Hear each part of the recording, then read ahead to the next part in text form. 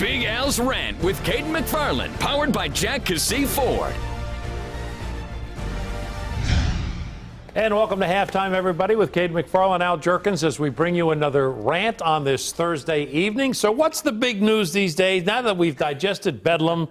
Is it that Lincoln Riley is staying at OU for the time being? Yeah. That is big news. Baker Mayfield and Dede Westbrook are going to New York. That's big news.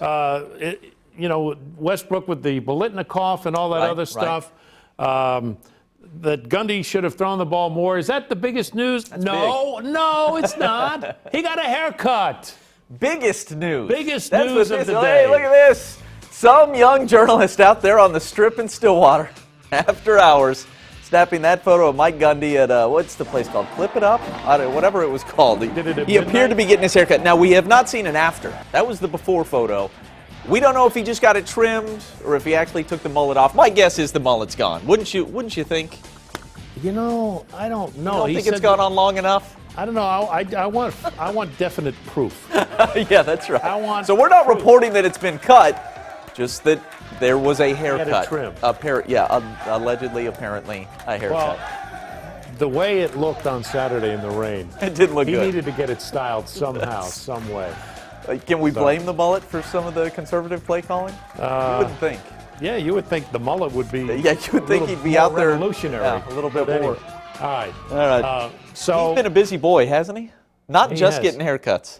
I hear from good sources. Yes. Reliable sources. This ought to be good. That he was offered the Baylor job, for sure.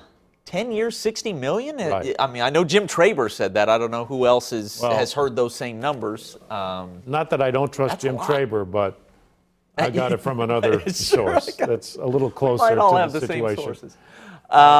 Okay, so what do you make of this? I mean, you can't blame a guy if Baylor just says, hey, we got this big pile of money, we want to give it to you.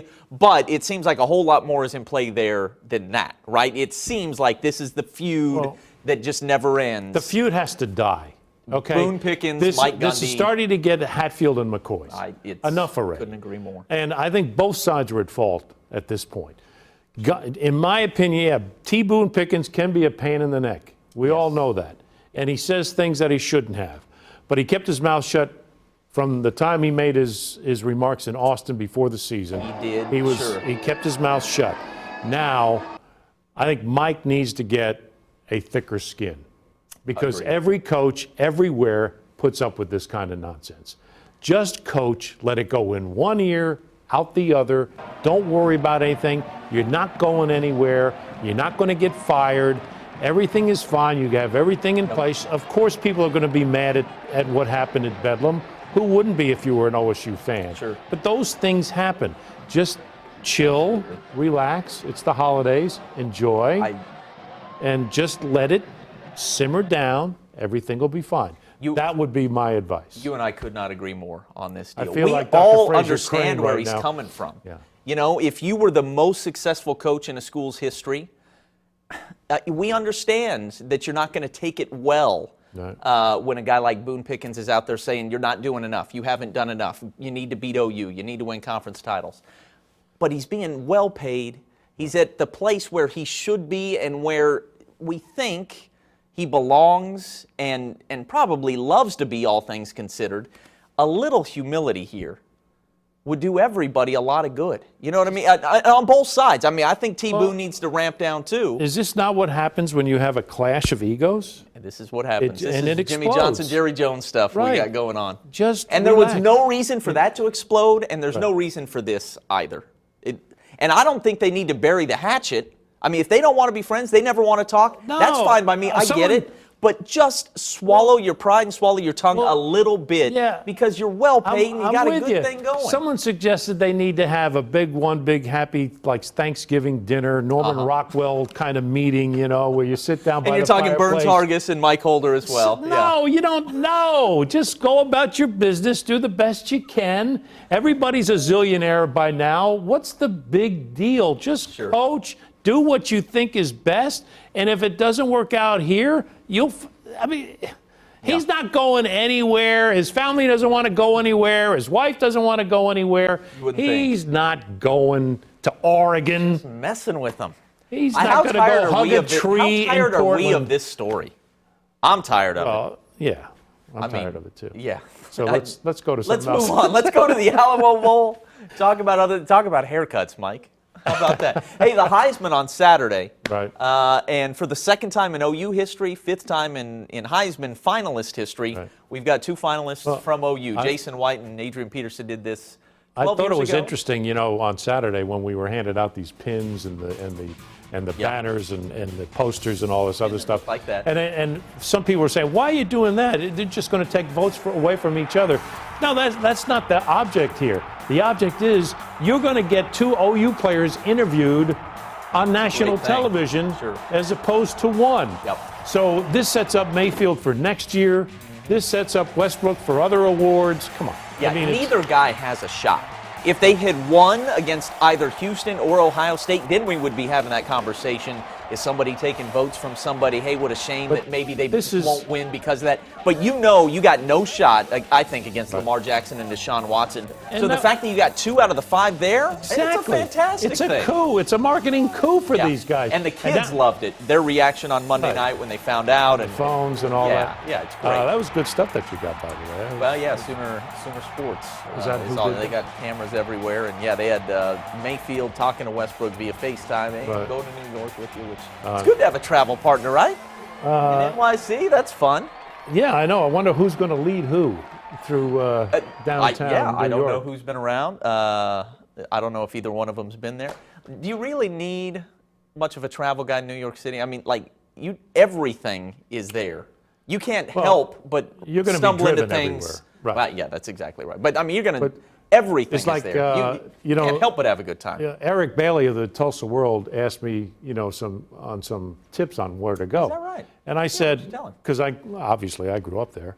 I said the first thing you got to do before you do anything is walk across the Brooklyn Bridge. I did that. Yep. And I have was pictures, I right? good I mean, pictures. you Yeah, no, get it's great beautiful. pictures. You get a great view. You get kind of a sense of what's lower Manhattan, where Yeah. else to go, and all that other stuff. Central Park would be a good place, and find a good place to eat. That's all you need. Central Park's fantastic. A lot of good places to eat. I don't think I went to any of the 5-star places you recommended, but I'm sorry. I got good Tell me you meals. didn't go to a barbecue I got good place. meals. Throw up that video of Mayfield and Westbrook again. I do want to talk about the season they've had post Ohio State. This is quite the run, right? Where it seems like these guys are connecting for like 2 50-yard plays every single game. Right. I know that Big 12 defenses stink, but these two guys have had a wonderful connection. I think this group would have done it against anybody, even Alabama. They're that good. I mean, Westbrook, you talk about a guy who upped his status for the NFL. Holy cow. Sure. I think Mayfield, who before the season may not have been considered an NFL quarterback, would at least get an invite to a camp, if anything. So I have no problem with these two guys being the ones to make the trip to New York. I absolutely think Westbrook should and will win the Biletnikoff. I totally am behind Westbrook being the Big 12 Player of the Year because he was just dynamic in Big 12 play. But couldn't you make a case that the reason this offense is so special and the reason Mayfield and Westbrook were able to do what they did is that P. Ryan and Mixon are actually the two best players. Orlando Brown maybe has an argument there. But P. Ryan and Mixon are even better than these two guys as players. And when you put running backs that talented into the air raid, you got something really good going. So who do you choose, P. Ryan or Mixon? If I was going to take one of those guys. Mixon had the better year because he was healthy, but I'm with you. I think P. Ryan is really, really special. I love him. Yeah, and he was great in Bedlam. I like watching him play.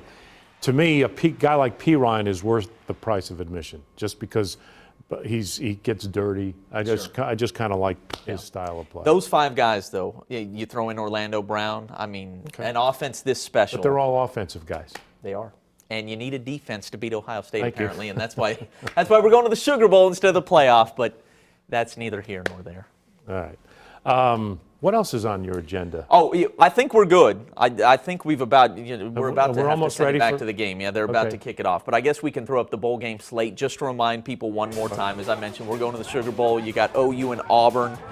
What do you think of that matchup? You just about nailed the line on all 3 of these games before the line came out. Are you okay with the line on all of them? Do you think OU wins by about a touchdown? Do you think OSU loses by about a field goal? Yes. Do you think TU wins by 2 touchdowns? TU may win by more than 2 touchdowns. Okay. You're saying Todd Graham's coaching this team and we're going to win by 50. They are going to blow Central Michigan out. So you like Colorado because just kind of the defense and the toughness? I know you like teams like that. You think that's where they may have an edge over OSU? I got to be honest with you, I wasn't too impressed with Colorado when I saw them mid-season because I just happened to be on the West Coast when they were playing UCLA. Yeah, that's right. And I didn't think that was a very good football game.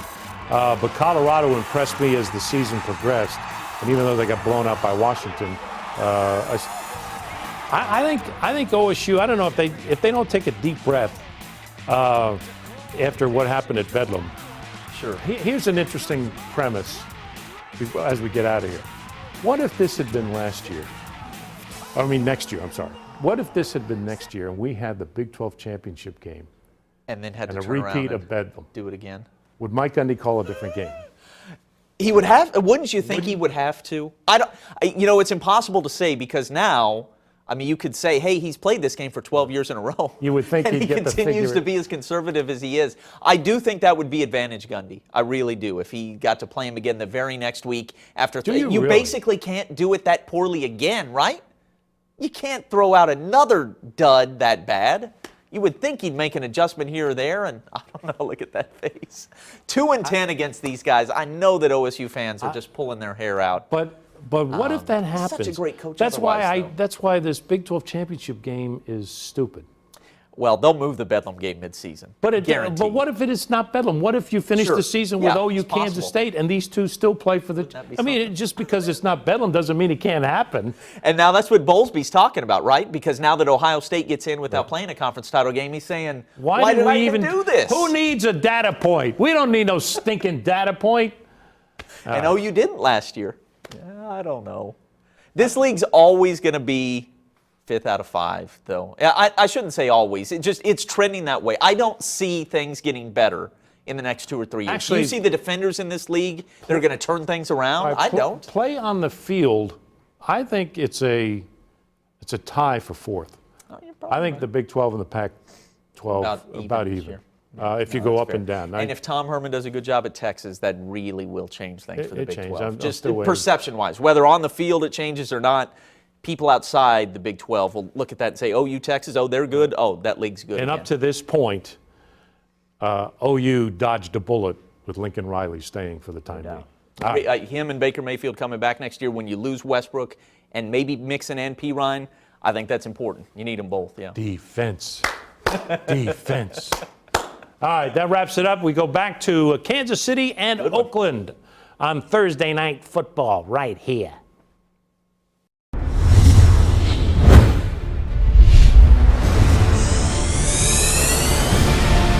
Big Al's Rant with Cayden McFarland, powered by Jack Casey Ford.